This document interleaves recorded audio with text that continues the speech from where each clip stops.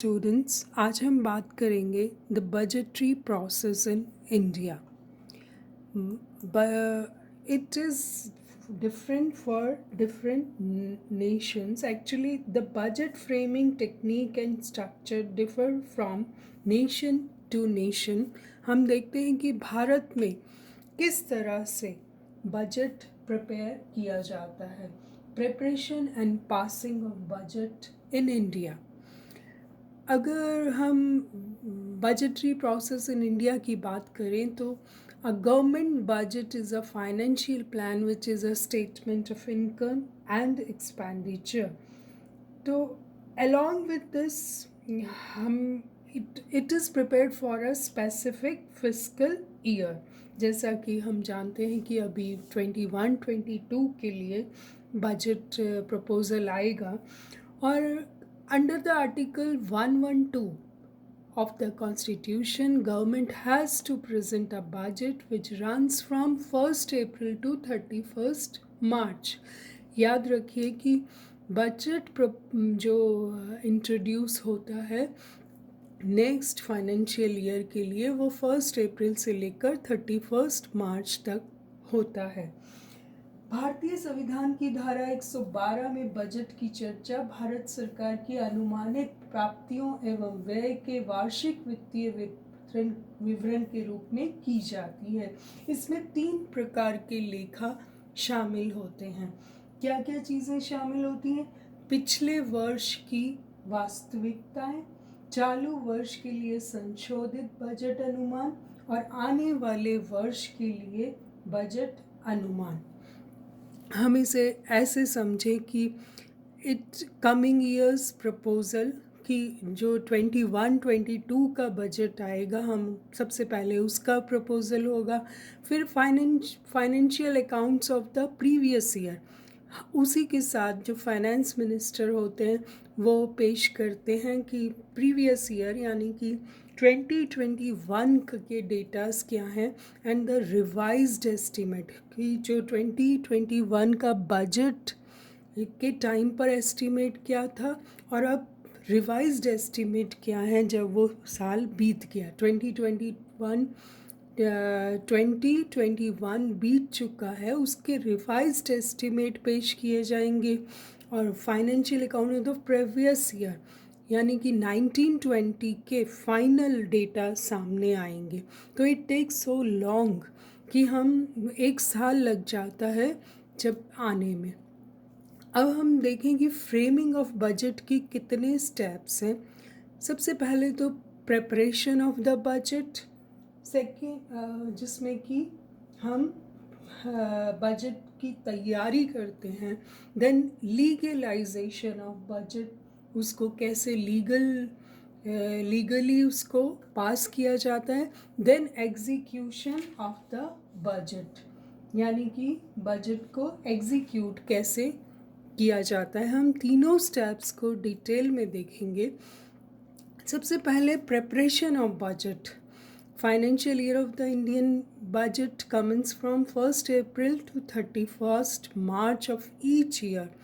Or only the finance ministry has been responsible for making the annual budget. Finance ministry जो होती है वही entitled है for making the budget every year. The budget estimates are prepared in the month of August or September and sent to the heads of the departments. These estimates are then consolidated by the Ministry of Finance and prepare the next budget. होता क्या है कि केंद्र सरकार का जो दायित्व है वित्त मंत्रालय के पास है बजट तैयार करना. वे अन्य मंत्रालयों एवं विभागों से जैसे कि उत्पाद कर एवं सीमा शुल्क की केंद्रीय समिति, करों की केंद्रीय समितियों से विचार विमर्श करके तैयार करता है.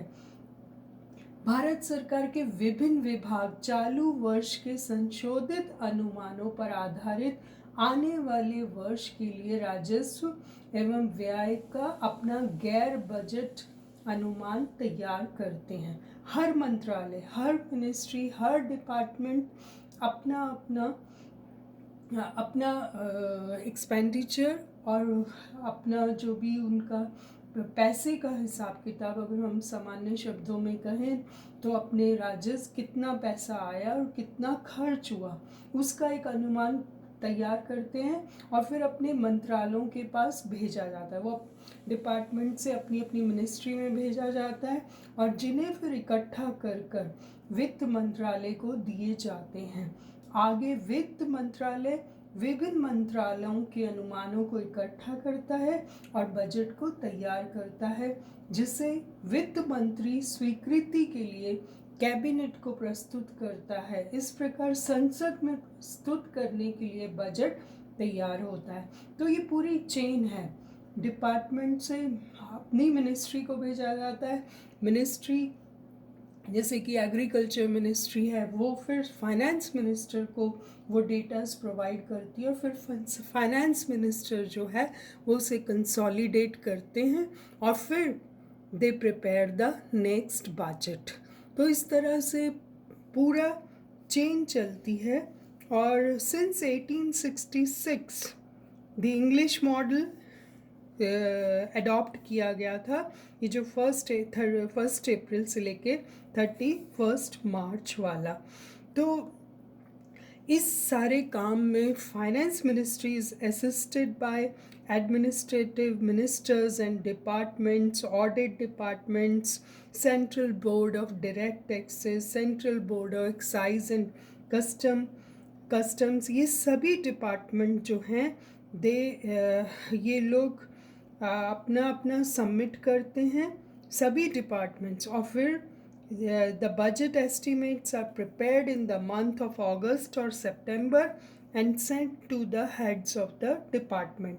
फिर heads of department are asked to prepare the estimate in a prescribed form supplied by the finance department. Finance department सभी डिपार्टमेंट्स को एक फॉर्म भेजता है और उस प्रिस्क्राइब्ड फॉर्म में सभी डिपार्टमेंट्स अपना अपना लेखा जोखा भेजते हैं। जैसे इस प्रिस्क्राइब्ड फॉर्म में 4 कॉलम्स होते हैं। They are actual of previous year, sanctioned estimates for the current year, revised estimates for the current year and budget estimate for the coming year. हर डिपार्टमेंट बताता है कि पिछले साल में उसके डेटा क्या थे, फिर करंट ईयर में बजट के टाइम उसे कितना पैसा दिया गया था, फिर revised estimate of the current year कि उसने इस साल में कितना पैसा खर्चा, कितना बचाया, फिर नेक्स्ट ईयर में किसी डिपार्टमेंट को कितना पैसा चाहिए। ये सब चारों चीज़ें जो हैं वो एक प्रेस्क्राइब्ड फॉर्म में लिखकर संबंधित मिनिस्ट्री को भेजी जाती हैं।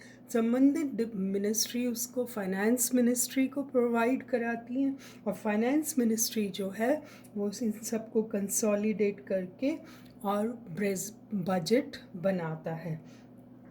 जितना जितना जिस डिपार्टमेंट ने क्लेम किया है उतना उसके हेड में डिस्ट्रीब्यूट किया जाता है अपने एक्सपेंडिचर को और फिर budget is prepared and presented before the parliament. तो इस तरह से प्रिपरेशन होती है बजट की। 4 डिफरेंट कॉलम्स में मैंने आपको बता दिया, actuals of previous year, sanction estimate for the current year. It is very important आप इन चारों कॉलम्स को समझें कि किस तरह से डेटास का क्लासिफिकेशन होता है और इस क्लासिफिकेशन के बाद ये संबंधित मिनिस्ट्री जो है वो उसको ये सभी डिपार्टमेंट्स तैयार करते हैं और फिर ये सीधा मिनिस्ट्री ऑफ फाइनेंस को जाता है और वहाँ जाकर ये जो है तैयार किया जाता है। इसमें हम देखें कि फिर लीगलाइजेशन ऑफ बजट होता है। प्रिपरेशन हो गया, उसके बाद लीगलाइजेशन के लिए, लीगलाइजेशन से क्या मतलब है, enactment of the budget by the parliament. जब budget estimates have been prepared by the executive, it is presented by the finance ministry to the legislature और budget फाइनेंशियल एक्टिविटीज़ पे कंट्रोल करने के लिए ये लीगलाइजेशन किया जाता है.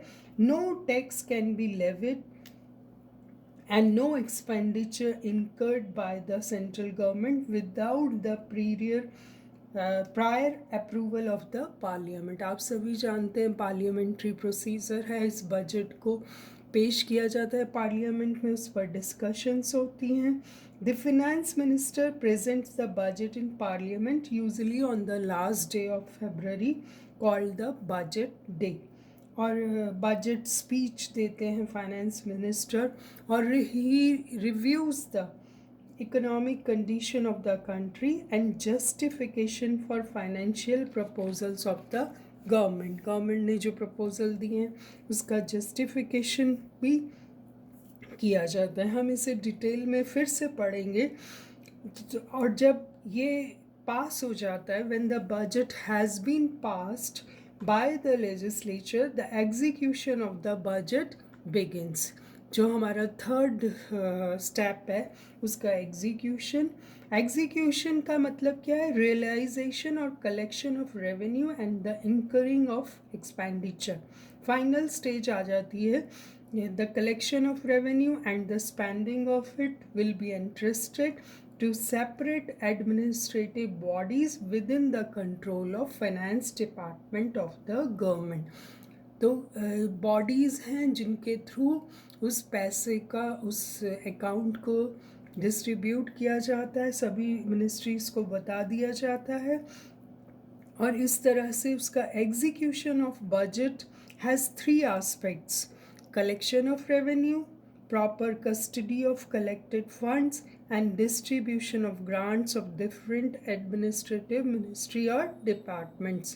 पहले रेवेन्यू का कलेक्शन होगा, फिर उसकी कस्टडी ऑफ कलेक्टेड फंड्स, कौन किसको दी जाएगी power, then distribution of grants of different administrative ministry और डिपार्टमेंट्स. फिर उस पैसे को बांटा जाता है. तो इस तरह से तीन स्टेज में जाके ये बजट जो है वो कंप्लीट होता है. Will study more. Thank you so much.